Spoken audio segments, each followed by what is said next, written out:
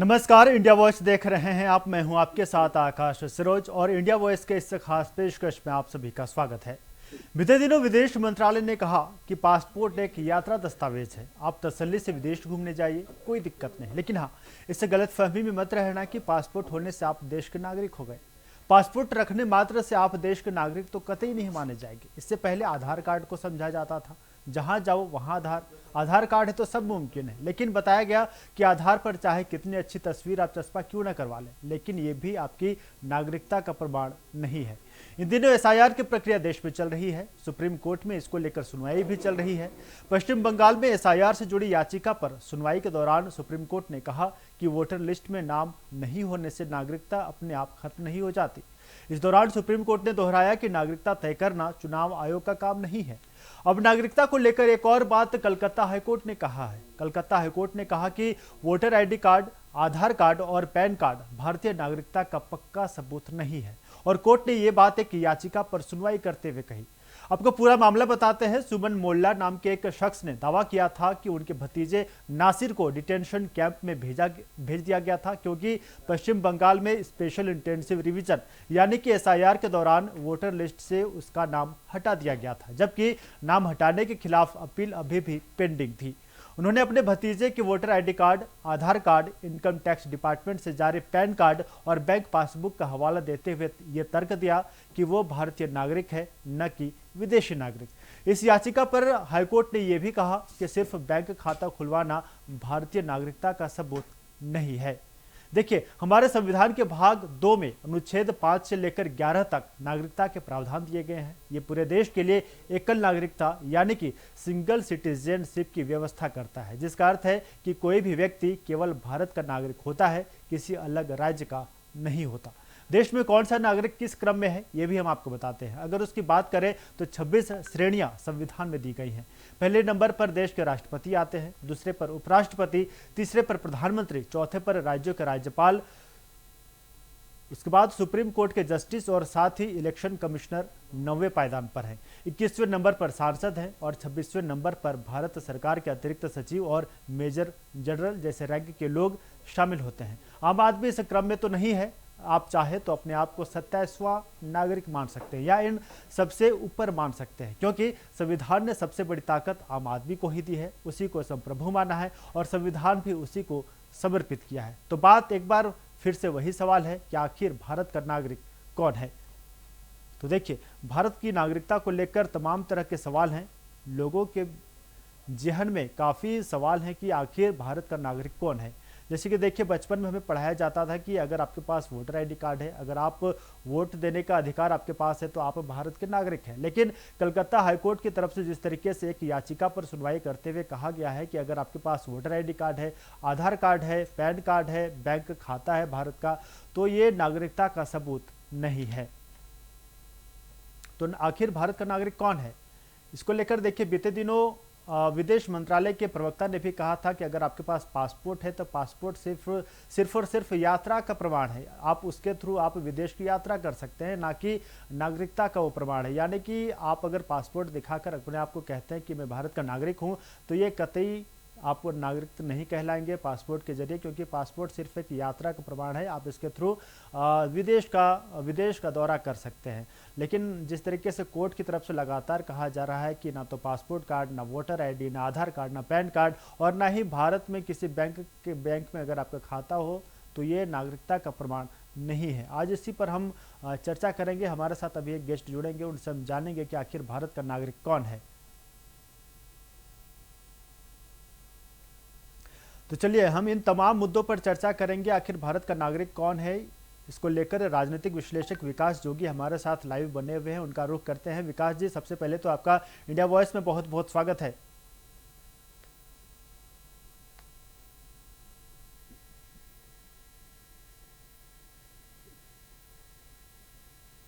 विकास जी, मेरी आवाज आप तक पहुंच रही है? हाँ, बिल्कुल आ रही है। विकास जी, आपका बहुत बहुत स्वागत है इंडिया वॉइस में। देखिए, आज हम बात कर रहे हैं नागरिकता पर, क्योंकि देखिए कलकत्ता हाईकोर्ट की तरफ से एक याचिका पर सुनवाई हो रही थी और उस याचिका में कोर्ट की तरफ से कहा गया है कि अगर आपके पास आधार कार्ड है, वोटर आईडी है, पैन कार्ड है, बैंक खाता भी है भारत में, लेकिन यह नागरिकता का प्रमाण नहीं है, तो हम नागरिकता का प्रमाण किसे माने सर?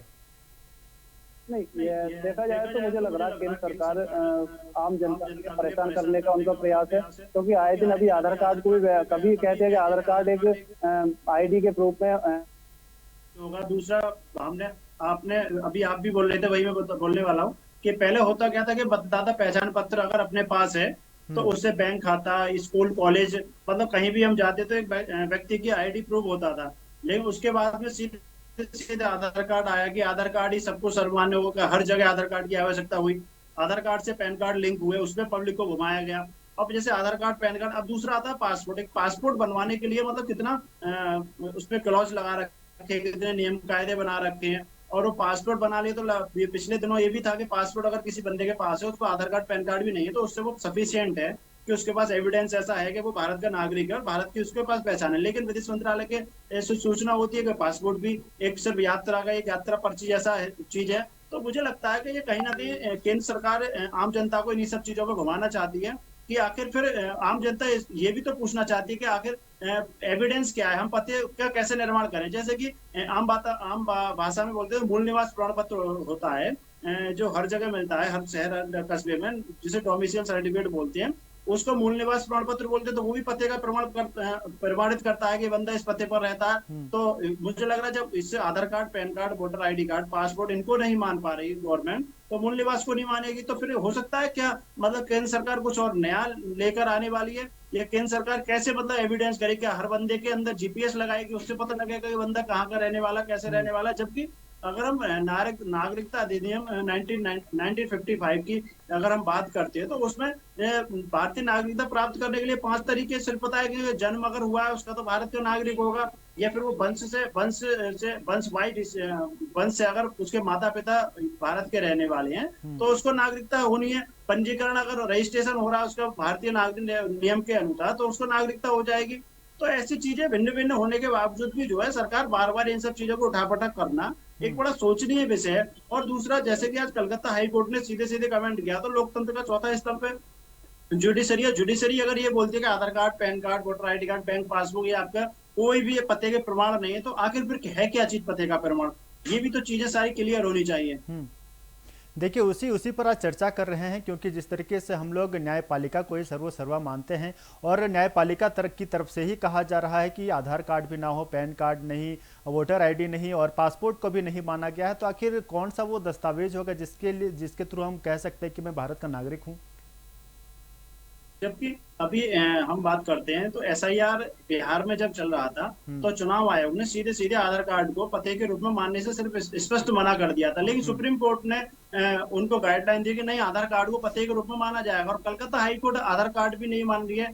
तो कहीं ना कहीं वो मुझे लगता है मिसकम्युनिकेशन है, या फिर आम लोगों के मन में भ्रांति उत्पन्न होगी कि आखिरकार हमको ऐसी क्या चीज है, ऐसे क्या एविडेंस रखने होंगे जिससे कि हमारा ये पता लगे कि हम भारत के निवासी, हम भारत के रहने वाले हैं। एक तरफ तो सरकार, केंद्र सरकार बात करती है कि जो भारत में व्यक्ति रहे 2003 में जिसने वोटिंग की है, और उसका वोटिंग में उसका उसके परिवार का अगर वोटिंग का उसकी डिटेल होगी, तो उसके आधार पर उसके एसआईआर में नाम हो जाएगा। हम्म। और एक तरफ जुडिशरी बोलती है कि आधार कार्ड, पैन कार्ड, पहचान पत्र, बैंक पासबुक, उसकी आईडी नहीं है।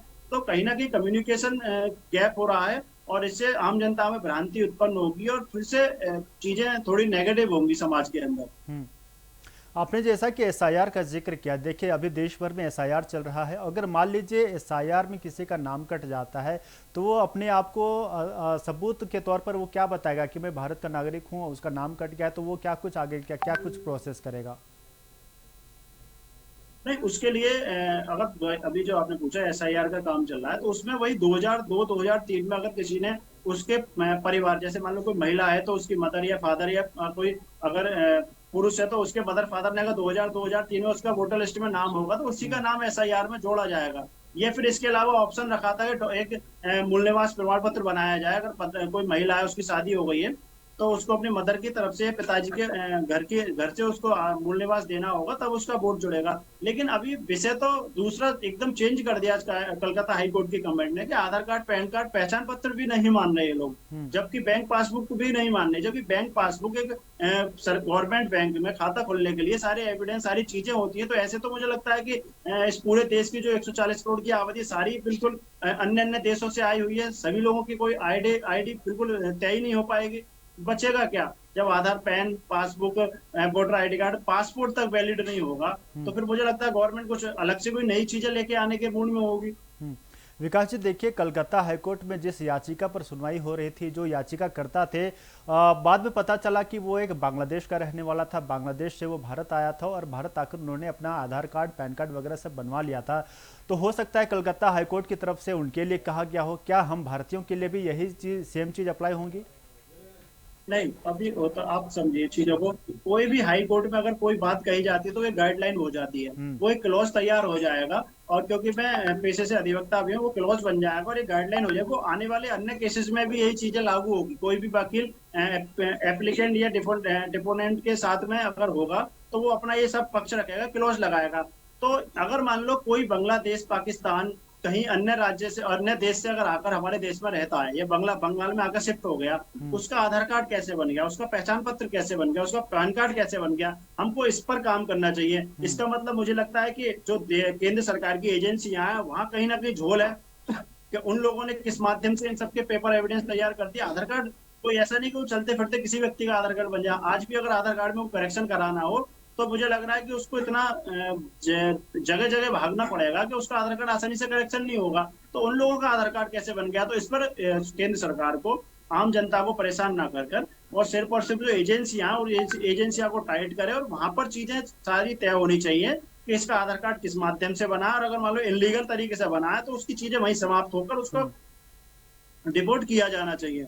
ना कि इस तरीके की हाई कोर्ट जैसी में अगर कोई ऐसे वक्तव्य आएंगे हाई कोर्ट में, तो आने वाले समय में वो एक गाइडलाइन होंगे और अन्य अन्य केसेस में उसका प्रयोग किया जाएगा। विकास जी, मान लीजिए कोई शख्स अगर बांग्लादेश से आया है, 10 साल पहले आया है, और वो भारत में आकर आधार कार्ड बनवाना चाहता है और उसके पास कोई भी दस्तावेज नहीं है, तो क्या उसका आधार कार्ड यहाँ पर नहीं बन पाएगा? नहीं, नहीं, आधार कार्ड बनवाने के लिए हमको एक तो वोटर आईडी कार्ड हो कम से कम, या वोटर आईडी कार्ड होगा तब आप मूल निवास बनवा पाओगे। मूल निवास बनेगा तब उसके बाद में तुम आधार कार्ड के लिए अप्लाई करोगे। जो बंदा 10 साल से, अगर बंगाल के अंदर बांग्लादेशी लोग, बहुत से लोग हैं जो 10 से 12 साल से आए हैं, अन्य अन्य न्यूज चैनल के माध्यम से, आपके चैनल के माध्यम से जानकारी भी हुआ है कि वो खुद बोल रहे हैं हम 10 साल हो गई, 15 साल, 20 साल हो गई, और उनके पास वोटर आईडी कार्ड वगैरह है। तो वो वोटर आईडी कार्ड बने, वो किसी न किसी तरीके से तो बने होंगे। तो विषय घूमकर वही आता है कि जो सरकारें हैं इस जो देश में, हमारे देश में, जो चाहे राज्य सरकार हो, केंद्र सरकार हो, तो ये चुनाव आयोग जो है, चुनाव आयोग केंद्र सरकार के डायरेक्शन में चलता है। तो केंद्र सरकार को, चुनाव आयोग को एक बार फिर से चीजें रिफ्रेश करनी चाहिए, और जो 10 साल, 15 साल, 20 साल पुराने, जब भी सरकार को डाउट हो बंगाल में कि घुसपैठिए इतने साल से आए हो, उस साल से पहले का रिकॉर्ड निकाला जाए, और जो उसके बाद में जितने वोटिंग जुड़े हो उन सबको एक बार खंगाला जाए। उससे चीजें पता लगेंगी कि कौन लोगों के वोट किस माध्यम से बढ़े। कोई ऐसा नहीं कि कोई चलते फिरते किसी व्यक्ति का नाम दे दिया और उसका वोटिंग राइट उसको हो जाएगा। वोटिंग राइट के लिए उसे सारी चीजें, फॉर्मेलिटीज पूरी करनी पड़ेगी, बीएलओ को फॉर्म वॉर्म, ये सारी चीजें होती है। तो उसमें भी एक गवर्नमेंट कर्मचारी इन्वॉल्व होता है, वो अपना साइन सिग्नेचर करेगा, तब जाकर उसका वोट बनने का प्रावधान होगा। अच्छा सर, हम भारत के नागरिक है या नहीं, ये बताने के लिए क्या किसी लोकल एडमिनिस्ट्रेशन की भी भूमिका हो सकती है, लाइक नगर निगम की भूमिका या फिर पंचायत की भी भूमिका इसमें हो सकती है? हाँ, अगर जैसे हम, आपने बोला भारत के नागरिक, भारत के नागरिक के लिए सबसे पहले होता क्या है कि किसी का जन्म होता है, तो जन्म होने के बाद नियर बाई किसी, अगर रूरल क्षेत्र में होता है तो उसको अपने ग्राम पंचायत, गांव के जो प्रधान वगैरह जो भी होगा उसको सूचना देनी होगी, और शहर में होता है तो उसे नगर पालिका में सूचना देनी होगी, तब उसका जन्म प्रमाण पत्र बनेगा। उसके बाद में फिर चीजें आगे होंगी, आगे चले वोटर आईडी कार्ड बनेगा, उसका आधार कार्ड, पैन कार्ड, ये सारी चीज बनेगी। लेकिन इसका बेस जहां से शुरू हो रहा है, जो बेस जहां खत्म हो रहा है, जैसे पहचान पत्र की हम बात करते हैं, पहचान पत्र को इलीगल बता दिया, उसके आधार पर आधार कार्ड बना, आधार कार्ड को इलीगल बता दिया, आधार कार्ड से पैन कार्ड बना, पैन कार्ड इलीगल हो गया, बैंक पासबुक, इन तीनों चीजों से खुला, बैंक का खाता भी, बैंक पासबुक भी आईडी नहीं माना जा रहा, और पासपोर्ट को भी आईडी नहीं माना जा रहा। जबकि पासपोर्ट बनवाने के लिए बंदे के पास Aadhaar card, PAN card, bank passbook, ये 3 चीज मस्ट होती है, और एक पढ़ाई का कोई कागज होना चाहिए, जैसे हाई स्कूल की मार्कशीट होनी चाहिए। लेकिन जब इन सबको इन्होंने निगलेक्ट कर दिया, तो मुझे लगा पासपोर्ट भी निगलेक्ट हो गया, तो सरकार फिर कैसे एविडेंस लगाएगी? शायद सरकार अपनी कोई मोहर लगाकर लगाने का प्रयास करे, हर बंदे का माथे पर कोई ऐसी मोहर लगा दे कि ये भारत का नागरिक है, अगर इस मोहर पहचान हो जाएगी तो भारत का नागरिक हो जाएगा, बाकी आईडी तो कुछ है ही नहीं, बचा ही नहीं कुछ। विकास जी, अभी पूरे देश भर में एसआईआर की प्रक्रिया चल रही है, लेकिन एक तरफ देखा जा रहा है कि एसआईआर में अगर नाम कट जाता है तो उनके लोगों के अंदर जो डर बना रह रहा है कि वो भारत की नागरिकता से कहीं उनको हटा ना दिया जाए। हालांकि सुप्रीम कोर्ट की तरफ से कहा गया है कि एसआईआर का नागरिकता से कोई लेना देना नहीं है, तो आप इसे आसान शब्दों में लोगों को समझा सकते हैं?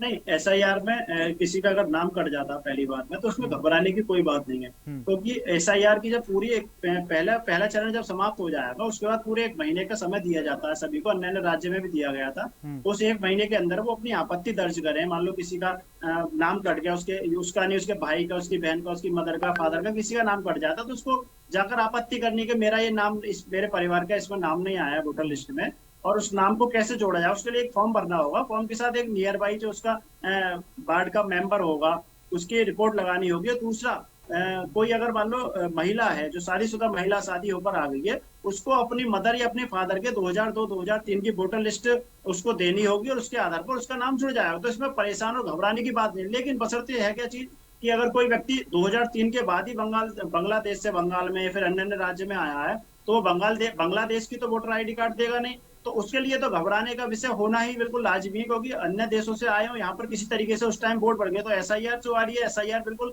क्लीन कर रही है चीजों को। जो जगह जगह चुनाव के मुद्दे हुआ करते थे कि बंगाल देश में घुसपैठी आए, बिहार में घुसपैठी, दिल्ली घुसपैठी, रोहिंगा, ये भिन्न भिन्न प्रकार की जो चीजें आती थी निकल के, इस एसआईआर से वो सारी चीजें समाप्त हो जाएंगी। जो जेन्युइन 2002 में जिसकी वोटिंग हुई होगी और उसी के आधार पर उसको वोट करने का राइट होगा और उसकी नागरिकता, मतलब उसी से सारी चीजें सिद्ध होंगी, उस पर पहचान पत्र, आईडी कार्ड होगा।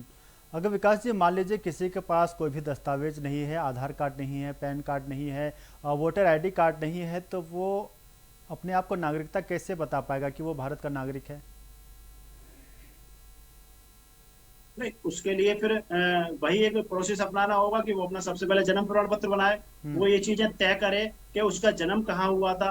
अगर उसका उसका जन्म किसी शहर में या किसी गांव में या फिर मान लो कहीं भी हुआ है पूरे भारत में, तो उसके लिए अपना जन्म प्रमाण पत्र बनवाने के लिए अप्लाई करना होगा। अगर गांव ग्रामीण क्षेत्र से तो गांव ब्लॉक पे देना होगा, शहरी क्षेत्र में तो नगर पंचायत वगैरह में अपना देना होगा। उसके लिए सीधा सा प्रोसेस है, नियर बाई एक मजिस्ट्रेट के पास जाना होगा, वहां से वो चीजें फॉरवर्ड होंगी, उसकी जांच होगी और जांच होने के बाद में अगर लोकल स्तर पर उसकी जांच क्लियर हो जाएगी, हाँ इसका जन्म यही हुआ था, ये सब चीजें, तब उसको जन्म प्रमाण पत्र मिलेगा। जन्म प्रमाण पत्र मिलने के बाद सब फिर चीजें आगे को उसकी चलेंगी। उसके आधार पर उसका वोटिंग राइट भी मिलेगा उसको, उसका पहचान पत्र भी होगा, आधार कार्ड भी होगा, पैन कार्ड भी, वो सारी चीजें हो जाएंगी फिर उसके लिए। और अगर जो वास्तविक बांग्लादेश में, बांग्लादेश में या फिर मान लो किसी अन्य देश में,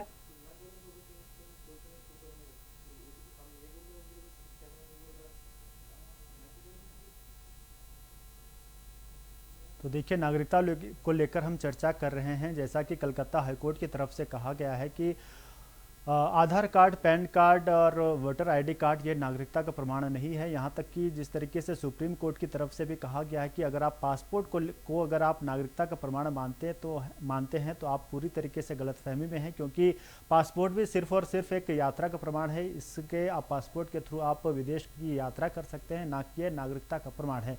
और इसी को लेकर एक कलकत्ता हाईकोर्ट में भी एक याचिकाकर्ता ने याचिका डाली थी और उस याचिका पर सुनवाई करते हुए कलकत्ता हाईकोर्ट ने कहा है कि आधार कार्ड, पैन कार्ड और वोटर आईडी और यहाँ तक कि बैंक खाता ये नागरिकता का प्रमाण नहीं है। और इसी को लेकर आज हम चर्चा कर रहे हैं। हमारे साथ राजनीतिक विश्लेषक विकास जोगी जी जुड़े हुए हैं, उनसे हम चर्चा कर रहे हैं। उनका भी साफ कहना है कि इस तरीके का नहीं है, कानून बना है और कानून एक अलग लेकर चल रही है। हो सकता है कुछ और भी दस्तावेज आए जिसे हम नागरिकता का प्रमाण माने, लेकिन इस तरह कन्फ्यूजन होना बहुत बड़ी बात है, क्योंकि जिस तरीके से बचपन में भी हमें पढ़ाया जाता था कि अगर आपके पास वोटर आईडी है, अगर आप वोट करते हैं तो आप भारत के नागरिक हैं, लेकिन कोर्ट की तरफ से जिस तरीके से न्यायपालिका की तरफ से लगातार कहा जा रहा है कि अगर आपके पास आधार कार्ड, पैन कार्ड और वोटर आईडी नहीं है तो आप नागरिक नहीं है, या फिर ऐसा अगर आपके पास ये सारी कार्ड हैं तो ये नागरिकता का प्रमाण नहीं कह सकते हैं। लेकिन आप देखने वाली बात होगी कि कोर्ट की तरफ से क्या कुछ आता है, सुप्रीम कोर्ट इस पर क्या कुछ कहती है और क्या कुछ नियम आता है, और हम अपने आप को